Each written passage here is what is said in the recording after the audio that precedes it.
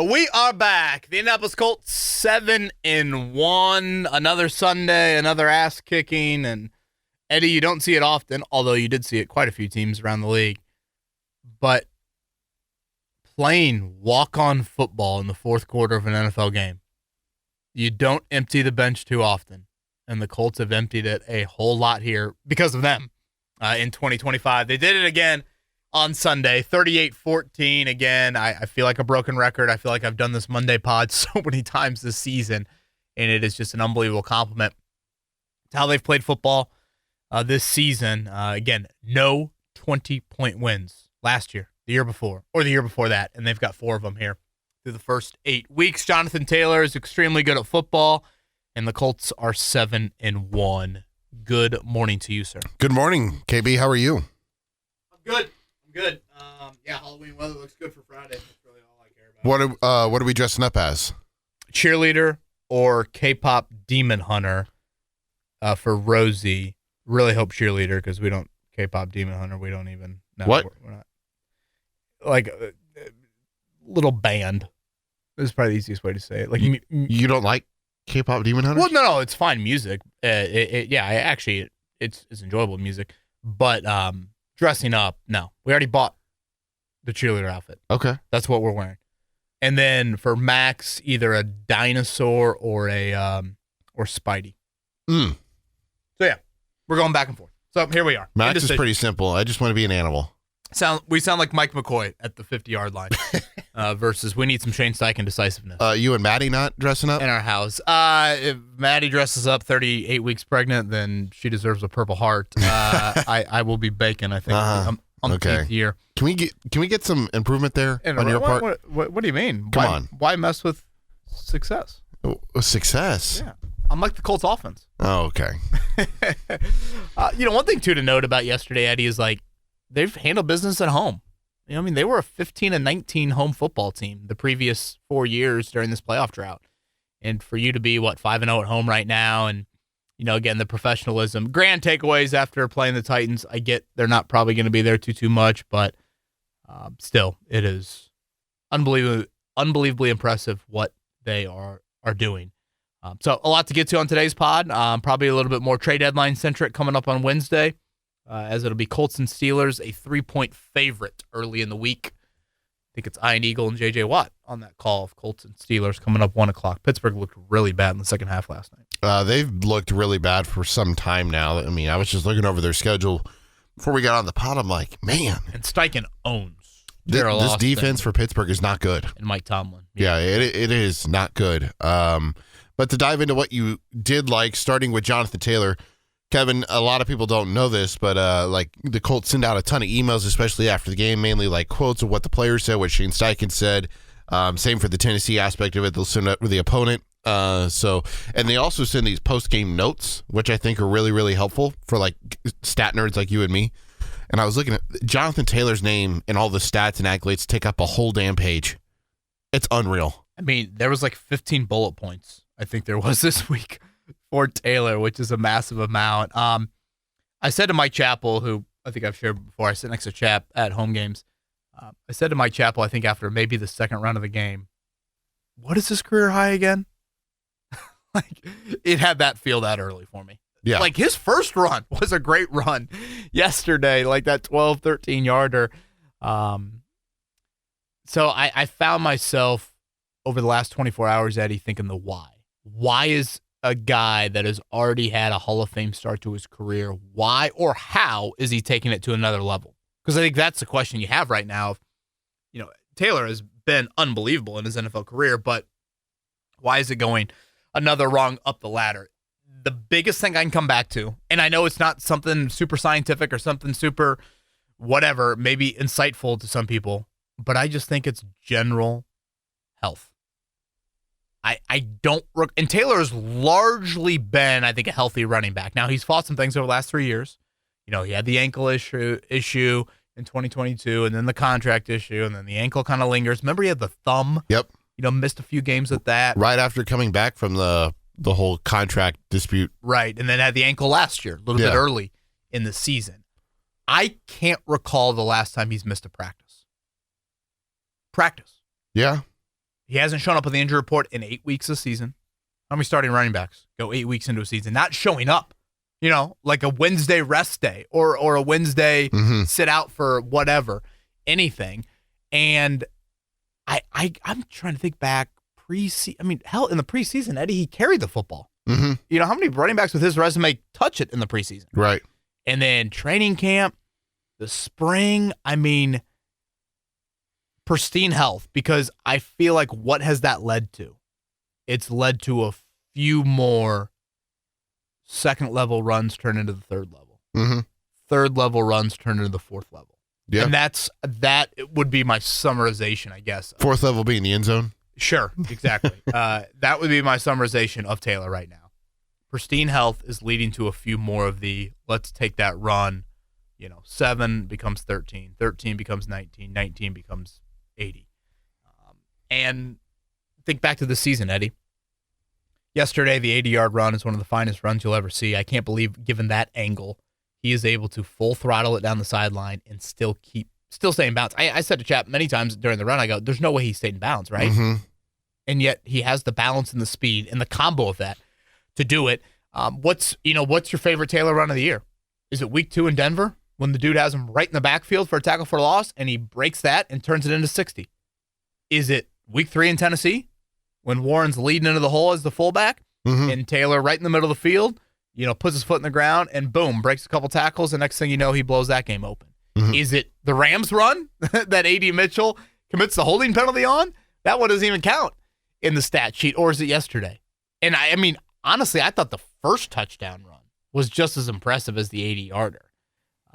And, even the shovel pass doesn't go down as a run, but that was beautiful as well. So, look, MVP chants are abound. Maybe I'll save my MVP rant for Twitter questions. I'm sure we had to have had a Taylor something question in Twitter questions, so I'll maybe save my MVP thoughts on that. But Jonathan Taylor, extremely good at football, Eddie.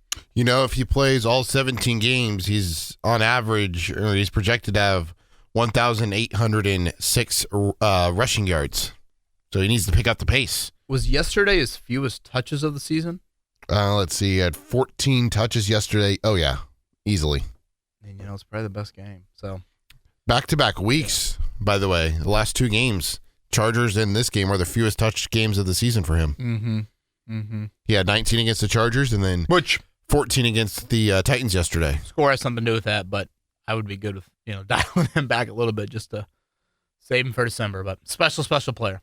Absolutely. Another special player who's been the most consistent player in the wide receiver room when he's been healthy. Michael Pittman Jr. had another solid day yesterday, Kevin. Yeah, I want to make sure we mention him. I was kind of hoping he'd eclipse 100 just to get that stat done. It's kind of a wild stat. They've played 8 games and they haven't, had a 100-yard receiver yet. Obviously, scores indicated some of that. Pittman, easily could have gone back in the game and gotten over 100. 8 catches and 9 targets for him. And Eddie, that's one of the best catches I've seen from a Colts player. His touchdown catch. To be blanketed, pass interference, to fight through it, make the play, go to the ground, complete the catch. All of it. Pretty special by Michael Pittman Jr. there. I had to laugh when he slid. That's one of the funny things in the midfield I've seen open from him. Field, yeah. Insert, what I say quite often about that man in his collegiate background. Wait, what is it for those that may be just tuning in? There is no USC pretty boy in how Michael Pittman Jr. plays football. I can think of a lot of other Colts wideouts that have probably or would have slid doing that, but I had no issue with it. You had the juggling catch, kind of reminiscent of Reggie Wayne in the AFC Championship game over the middle. One right off the face mask. Right. But it reminded me of at the game they do the Simba cam, the way he caught it. He was like holding up, you hold up Simba. By the way, shout out to the movie lookalike cam yesterday. It ended with Indiana Jones and a camera shot of Daniel Jones. Oh, let's go. Very, very nicely done by the Colts in-game entertainment crew.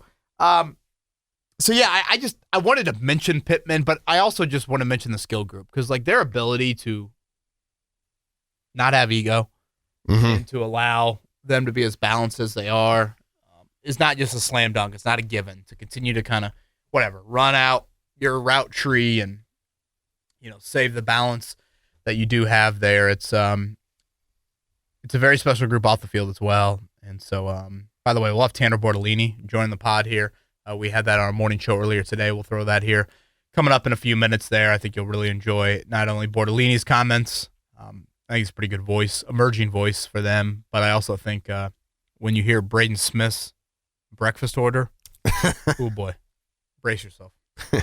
The 8 catches and 95 yards are most in the game by a pass catcher for the Colts this season.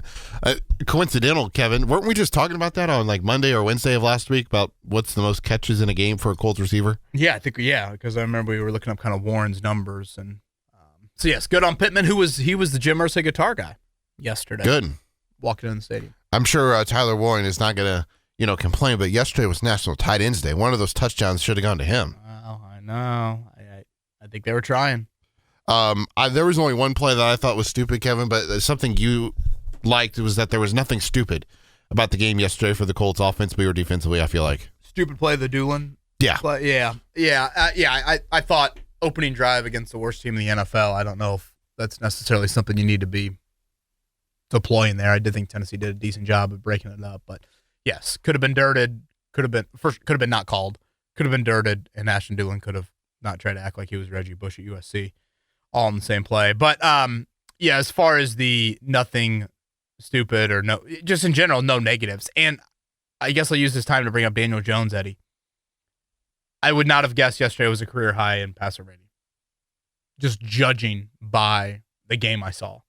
Now, certainly, like it gets inflated when like you throw the shovel to Taylor and he does the rest there on that play, but still. And I found myself walking out of the stadium being like, it is such a credit to Daniel Jones where he has, and I'm speaking for myself here, he has raised his standard to where I look at yesterday and don't, from a pure passer rating standpoint, that was an A+ Daniel Jones game. If you would have told me yesterday, what's your letter grade on Daniel Jones, I would have said like, I don't know, B+. But it's like, he has taken his standard over these last 2 months and he's raised it to a level where like that performance to me looks a little ho-hum. Yeah. Which in reality, it's like, wait, man, A, do you realize where he came from? And then B, that's pretty darn good quarterback play. And I get the second quarter is probably what I point to for a little bit of nitpick. I thought maybe recognizing a little bit of the pressure, feeling some of that pressure, especially the free rusher. I guess I'll point out, the Colts have had a few of these Monday concussions today. I was a little shocked Daniel Jones didn't get checked out at all after that sack. I mean, that was a violent slam to the turf of his head there. And, you think about Javarius Ward and Josh Downs, I think. They might have had another one that had concussion-like symptoms develop on a Monday. So, I don't know. Just something to keep an eye on. But, I thought second quarter, kind of bounced back from that. Obviously hits the deep ball to Pierce. Gave him a chance there after missing him a little bit long in the second. And then, Downs finding him for that last touchdown that really just kind of iced the game. So, no negatives. 6 times in 8 games. Stuff that I shouldn't take for granted. How about this from Elias Sports Bureau, Kevin? Most points per drive through week 8 in a single season since 1978. I'm sure that's as far back as they can go with tracking such statistic. Number 1, the 2007 Patriots. Number 3, the 2000 Rams. 2018 Chiefs is 4th. The Colts 2nd. 3.46 points per drive. New England was 3.57. Absolutely unreal. Yeah, it is.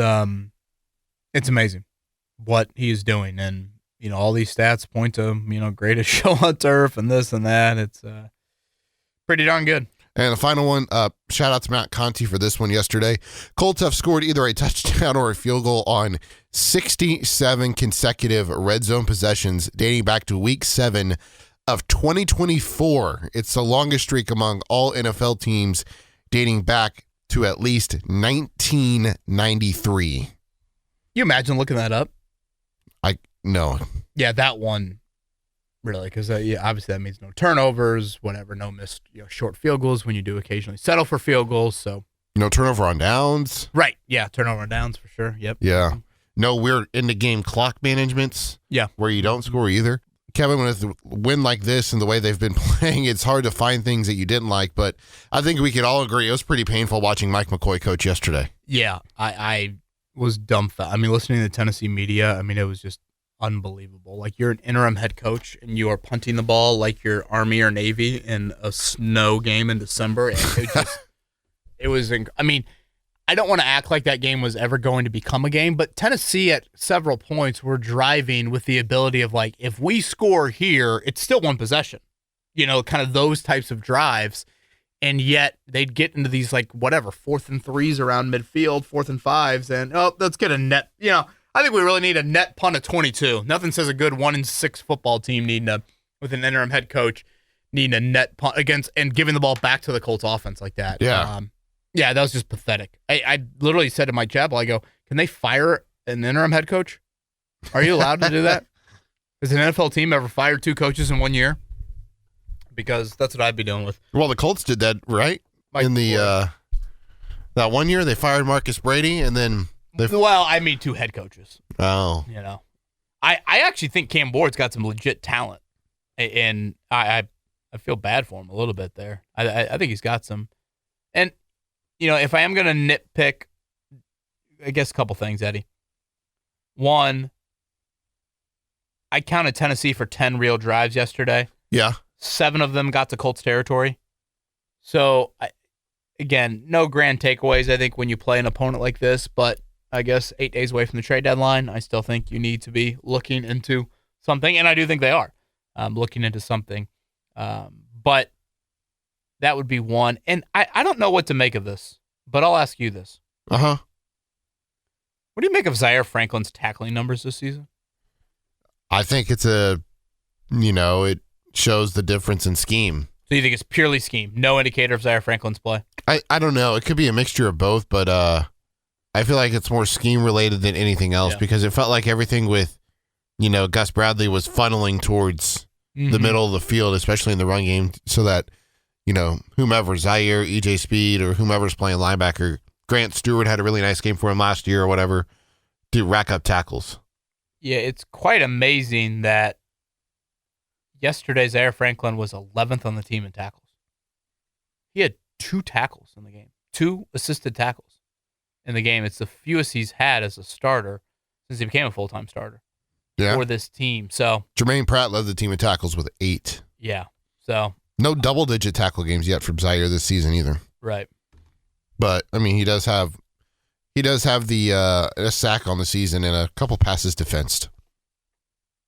Yeah, I don't think it's, I don't act like what Zaire Franklin's a liability needs to be pulled off the field, but it is kind of wild how, like, Jermaine Pratt's coming here and, like, he's been the leading tackler, a couple of different games now, whereas Franklin is not. Is that Will versus Mike? Is that what it is there? So, but again, defensively, I still just have questions when you play more legit teams moving forward here, and I don't think yesterday necessarily, changed my mind in any way, shape, or form on it. Do you think teams are running away from him at all? Maybe a little bit. I don't know. I don't know, but I think in general, running up the middle against the Colts is probably dumb considering their defensive tackle play. True. Obviously, the 3rd and 6 was a great design, and Tajay Spears, ripped that off down the sideline there. But again, I think in general, when I think about this defense, it's like not every game are you going to have rookie quarterbacks miss 3rd and 14 home runs. Yeah. Or do what they did. Near the 50-yard line there. I know the field goal was long by Sly, but how easy was that to just get into field goal range there? 2 plays, 41 yards, boom, boom. That some of that stuff's just playing with fire. Last thing to add in terms of what you did not like, the defense not getting off the field early. Yeah, and I guess I kind of said that, probably in covering it of just like the natural ability to get off the field. And again, my assumption isn't 7 of 10 drives should be reversed, but like, can you get that closer to 50-50, especially against offenses that have struggled to the magnitude of what Tennessee's offense has? So, that would be a question that I would have continuing here as you're going to face, better offenses, more competent quarterbacks, however you want to define it here. And that's really that's kind of the big shift now, Eddie. It's almost like you can cut up the season into 2. Now I'd be stunned if you are a double-digit favorite really in any game the rest of the year. Barring injury. Yeah, barring obviously quarterback injury, but now the schedule shifts. I don't think Pittsburgh's a great team at all, but the atmosphere, at Pittsburgh, at Arrowhead, and at Seattle. Those are 3 of your next 4 road trips, and I think one of them is the one that's not is at Jacksonville, which we know the history there. So those are just different atmospheres and more competent football teams, and maybe when you start to build a lead, maybe the other team isn't throwing up the white flag as often. So the schedule certainly is about to shift. Yeah, 3 for 6 third down conversions in the first half for Tennessee. I'm not sure what they finished on the game. Let me quickly look. Tennessee finished after 3 for 6 in the first half. They finished 6 for 15, so 3 for 9 in the second half. So they did a better job on third down getting off the field in the second half compared to the first half. Should we get to Tanor Bortolini? Let's do it. The Colts center. I think you'll enjoy the convo with him up and early, 7:45 on a Monday morning for Tanor Bortolini. Him with us on the morning show. Tanor Bortolini, the offensive lineman for the Indianapolis Colts on the Payless Liquors hotline. Good morning on another Victory Monday for the Indianapolis Colts. I would have guessed that you're okay with this getting old, this Victory Monday thing, right? No, it has been a lot of fun to be a part of, but let's keep them rolling. Absolutely. Tanor, when you look at what this team is been able to do offensively, how impressive is it, or how much fun is it, rather, to be a fan every now and then? Like, for example, when you're blocking for a play, I don't know how often you get a chance to just sit there and watch the rest of it, but when JT goes for 80 yards, what's your reaction to what you're seeing on a regular basis? It's pretty awesome. I think you see some of the plays our guys make week in, week out. It's always extremely impressive, watching JT break that 80-yard touchdown. Something that I don't think ever gets old. I think the kid inside you lives a little bit watching him make plays like that, and it's you get the chance to be a fan again. You see Pitt make a grab like that in the end zone yesterday. It's like, oh my, did you see that? I think we're just as excited as the fans are, and it's been a lot of fun to be a part of. And I can speak for everyone on the offense when I say we're having a blast out there. Tanor, did you see that moment was when you out-jumped Shane Steichen on the sidelines there. Shane's got to get his vertical up. Oh, so Shane tried to get me on one last week, and I missed him. I misread the situation, so I was like, I got to get him back this week. So I made sure to get up there. I'm pretty sure this next game will be dialed on it. He'll be ready to roll. He'll get some height on that jump. But, no, I think we both get a little pretty fired up when our offense is rolling like that. It's a starting center for the Colts, Tanor Bortolini, with us here on the Payless Liquors hotline, 7:45 a.m. on a Monday. What is your Monday routine? Headed in now, about to get some treatment, heal up, whatever, not feeling great, but I think everything always feels a little better after a win. But no, get healed up, get a lift in, hit some meetings, watch the film, break it down, see what I can improve on just personally going through the next week, because I think, it's about getting better week to week, seeing what we can improve upon every game, win or lose, and then just enjoy the rest of the day. Tanor, why do you think this offense is performing and executing at such a high level right now? What's been the key? I think it's just everyone doing their job. I feel like right now we have 11 guys that know if I can do my job, we have tremendous talent at all those other positions where those 10 other guys are going to go do some great things if I give them the opportunity to. And everyone buying in every week, every game plan. I don't think there's a single week where guys are preparing different. The routine and consistency has been at a premium, and I think guys just really being focused and wanting our offense to keep excelling the way it is. So, Tanor, obviously as a center, you touch the ball more than anybody else. How much more comfortable do you feel this year being a full-time starter versus last year as a rookie, just trying to make sure that you, don't mess up at the NFL level? I think, you just kind of embrace that this is like my position, my spot now, and I think you do feel a little more comfortable. Just you're playing with those guys in practice every day. You're getting all the reps with them. You're going to be the guy at that spot. So I think that confidence is there. You're just more comfortable just having stacked and had all those reps with those guys that are around you. Number 60 for the Colts, Tanor Bortolini with us here on the Payless Liquors Hotline. 7-1 start here in this 2025 season. Tanor, you shared with us, I think it was on Zoom last week, about kind of what you witnessed in the Daniel Jones-Shane Steichen relationship on a weekly basis. For our audience that maybe didn't hear that, what do you see from those two Monday through Saturday? And I guess I point out Saturday because I believe you do sit behind those two on road trips as well. Just getting to see the way they talk to each other, how invested they both are in winning, how on the same page about the game plan they are. Like on the plane, I'll be behind those two in the whole flight. We're on a 4-hour flight to LA. They're both going through stuff, talking about, hey, here's what I think we can get on this situation, this play. If we get this coverage, here's what I think would be a good call. And I think it really shows once we get to game time that they both know when this play comes in, here's what we're thinking, here's what we want to do, here's what we want to achieve. And I think that's a really important part of why this offense has been the way it has. Who can eat the most in the offensive line room?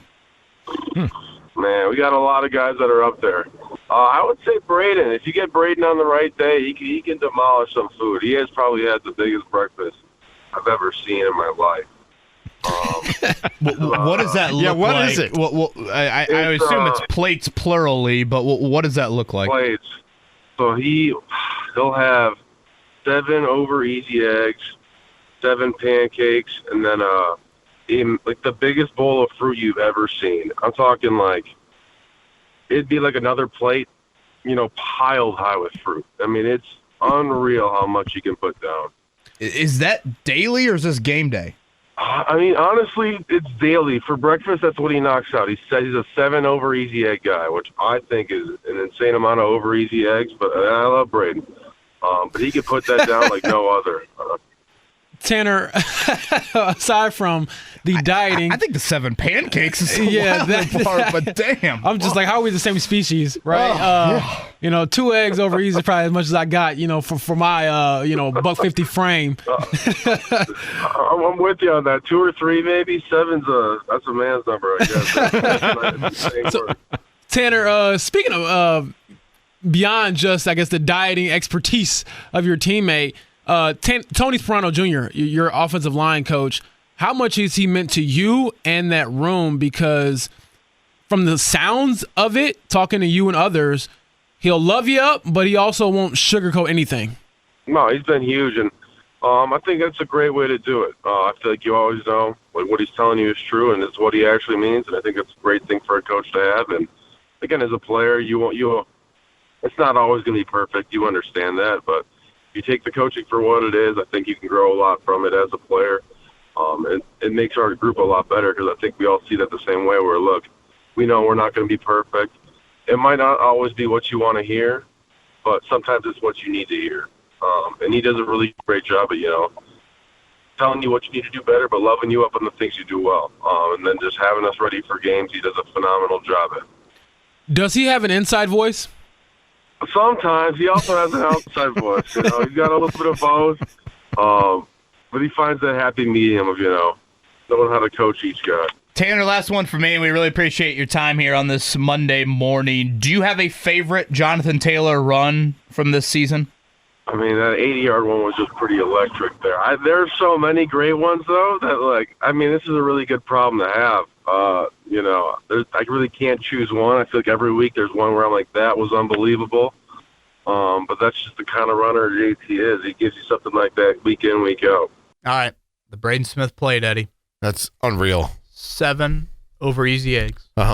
7 pancakes. And to hear him describe that plate of fruit, it sounds quite large. Mm-hmm. No chance I could handle the 7 pancakes. No way.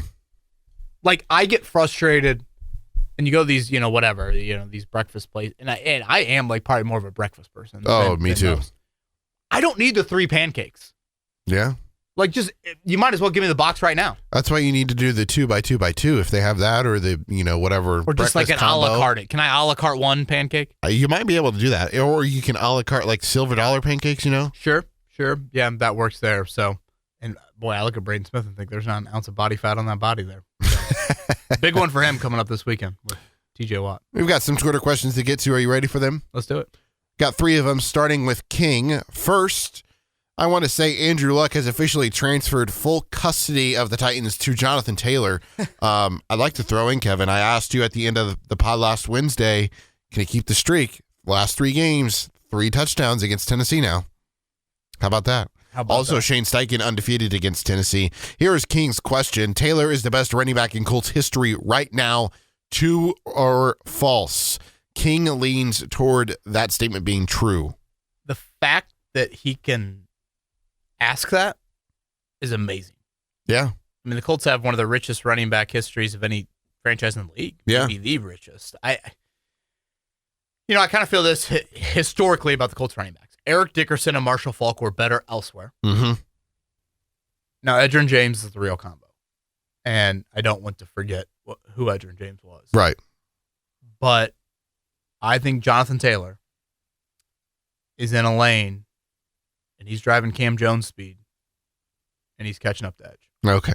For those that don't know, Cam Jones, rookie for the Pacers, got pulled over for going 90 down the highway here last week. He's on a path to Canton, Jonathan Taylor, and he sees edge in front of him, and he's humming.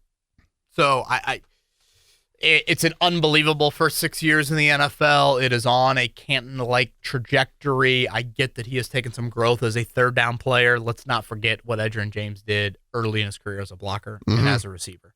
And so, I have. I've always been a huge edge guy. So I don't know. I found it weird at the age of 36 being like, well, just to make sure our youngsters still remember Edgerrin James. But the fact that the statement in question couldn't even be asked, like, I love the thought because it makes me think, but I also realize that you're discrediting a bus that's already in Canton and one that you can start to think about being in Canton. Yeah. It's just like unfair to do to either of them, but unbelievable. We don't have a question about this, so I'll ask you this. Should he be, in the top 3, top 5 for MVP? Yeah, thank you for bringing this up. Okay, so this is my MVP rant, and I've probably given something along these lines before. Is MVP the acronym? Or is it best player? I think in today's world, it's best player. Well, that's not how they vote on it. They vote acronym. We haven't had a running back win it since Adrian Peterson. Are you telling me Derrick Henry wasn't the best player in the NFL one of those years? It is the acronym. That's how we vote on it. That's why I was so happy to see Travis Hunter win the Heisman last year. I'm like, thank you. That is the best player. So let's start there. If you're going to go play a football game Sunday in Pittsburgh, you rather have Amir Abdullah be your starting running back or Riley Leonard be your starting quarterback? I would rather have Amir Abdullah be my running back. Exactly. But I don't think it's a fair comparison. MVP, valuable. How valuable are you to the team? Daniel Jones is more valuable than Jonathan Taylor. Yes, there's no debating that. But the best player is Jonathan Taylor. He just happens to play a position that isn't super valued in the league. And there's more drop-off from starting quarterback to backup in this league than there is starting running back to backup running back. Hell, the Colts have had Jonathan Williams run for 100 yards, when Taylor's missed games or, whoever was missing. Maybe that was Marlon Mack. But anyways, that's where I get in this argument of like, okay, what does MVP truly mean? If it's the acronym, then you might as well just call it a quarterback award. But if it's the best player, now we talk Jonathan Taylor. And we talk Puka Nacua before he got hurt. And we talk, Bijan Robinson, if he can, put up more of those numbers. Or hell, Myles Garrett, if he played for any other team, not named the Browns. That's where I think it's really, really difficult with these awards. And I guess maybe that's why we have Offensive Player of the Year award. I should say it's more of like a blend of the two. Are you the best player on the best team, thus making you the most valuable? Well, I mean, now we're getting into some semantics with it. Like, to me, the Heisman Trophy has turned into, before Hunter, had turned into, are you a quarterback on a top 10 team that can chew gum? Like, you didn't really even have to put up that good of numbers. Yeah. Just if you had a great defense and whatever, a nice skill player, and you were the quarterback, you were sitting front row in New York for the Heisman Trophy ceremony. I was Team Ashton Genty last year, so. Genty or Hunter. And, that was 1-2, right? If I'm not mistaken. Yeah. I don't think Cam Ward was that high. So, but like, I remember Bijan finished like 9th in the Heisman voting at Texas. And it's like, really?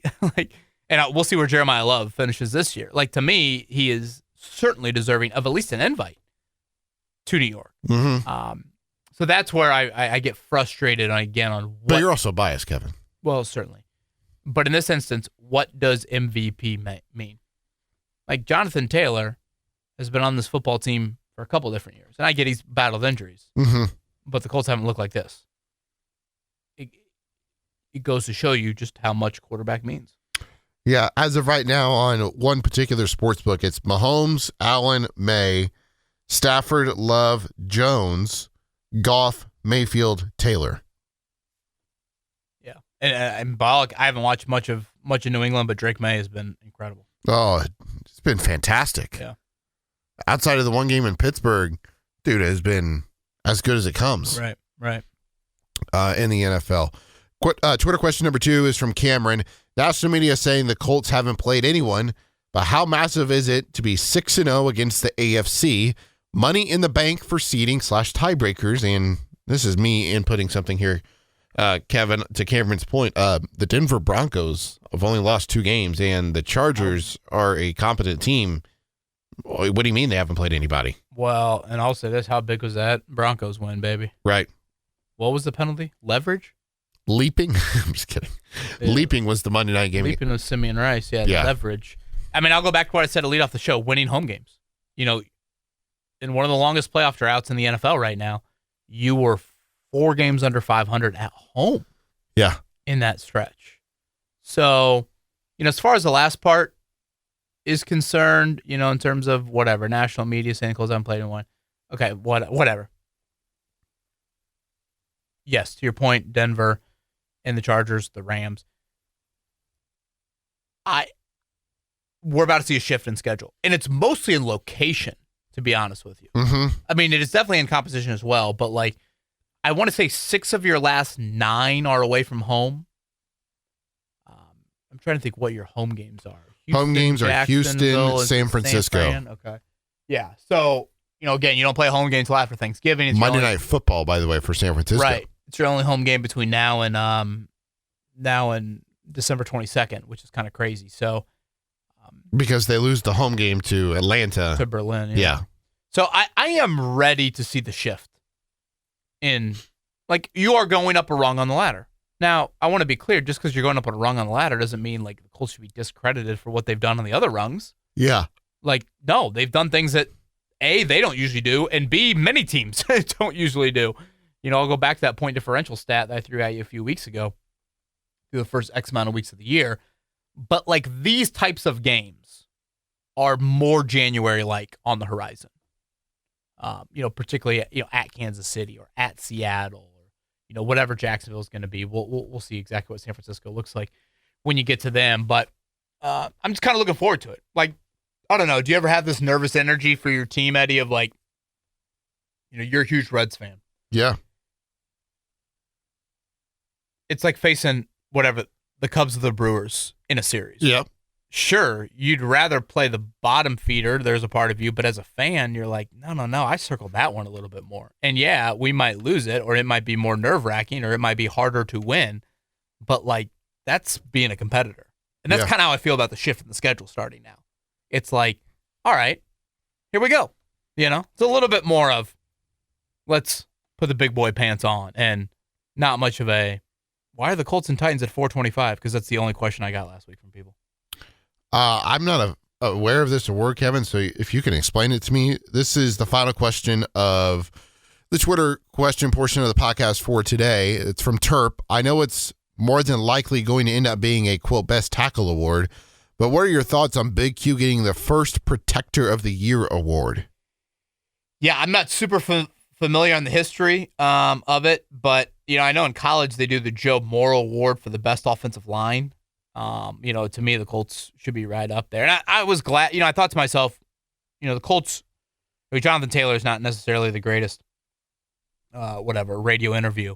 So I was thinking to myself, as the game moved on, hey, you know, who would be good to kind of talk about this Colts offensive success? And I hope you guys enjoyed Tanor, because I do think he's a great voice. And frankly, I think he deserves credit. I was glad to see CBS featured him a little bit there on the Tyler Warren screen and the great block that he had, because you know, what he has done, what Tony Soprano Jr. as a position coach has done, and really one thing that's been so key, I haven't talked about it all pod, but I'll sneak it in here, Eddie. just your overall health of your O-line. I mean, correct me if I'm wrong, but the only game you've lost this season is the only game your O-line hasn't been intact, right? Was that Gonzalez's toe injury against the Rams? yeah. I mean, I'm pretty sure that's right. I believe it's the only game missed. So, again, it just kind of goes to show to you what obviously a good offensive line, but also a healthy offensive line means to your football team there. So, yeah, I think more than just Nelson, honestly. Anything else you'd like to add? That award, by the way, was just introduced in 2025. So this is year number 2 for it. Got it. Okay. Actually, no, this will be year number 1. I'm an idiot. Oh. Well, I'm not super familiar with all these awards here, but It's the NFL Honor Show doesn't program itself. Yeah, it was introduced for the 2025 season, recognizing the league's best offensive linemen. The award aims to shine a light on the critical role of offensive linemen in the game who often receive little recognition outside of Pro Bowl and All-Pro nods. The winner will be determined by a panel of former offensive line greats, and the award is seen as a long overdue recognition for the work of these players. He is Eddie Garrison. I am Kevin Bowen. Thank you for listening to Colts Corner with myself, Kevin Bowen. We'll be back Wednesday, previewing Colts, Steelers, and a little NFL trade deadline.